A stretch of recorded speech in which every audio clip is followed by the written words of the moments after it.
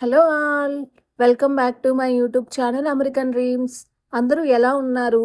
ఈరోజొచ్చేసి నేను గ్రీన్ చట్నీ చేయబోతున్నాను. ఈ గ్రీన్ చట్నీతో సమోసాలు కానీ, శాండ్‌విచెస్ కానీ తిన్నా చాలా బావుంటుంది టేస్టు. ఈ గ్రీన్ చట్నీకి కావాల్సిన పదార్థాలు ముందుగా పుదీనానైతే తీసుకోవాలి. నేనిక్కడ ఒక కట్ట వరకు తీసుకున్నాను.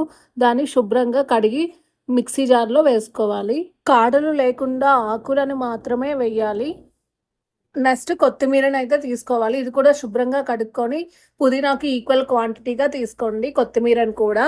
కావాలంటే కొంచెం కొత్తిమీర ఎక్కువగా వేసుకోవచ్చు పుదీనా ఘాటు తగ్గడానికి. నెక్స్ట్ ఇక్కడ కారానికి సరిపడినంత 7-8 వరకు పచ్చిమిరకాయలైతే వేసుకున్నాను.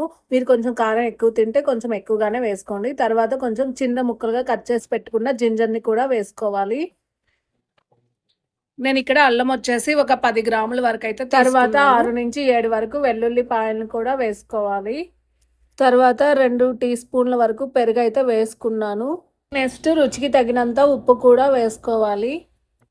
తర్వాత ఒక టీ స్పూన్ వరకు లెమన్ కూడా వేసుకోవాలి. నేను ఇక్కడ బాటిల్ లెమన్ వేసుకున్నాను. మీరు న్యాచురల్ లెమన్ అయితే వేసుకోండి. తర్వాత మిక్సీ మూతను టైట్‌గా పెట్టుకొని మనం ఇప్పుడు దీన్ని గ్రైండ్ చేసుకోవాలి.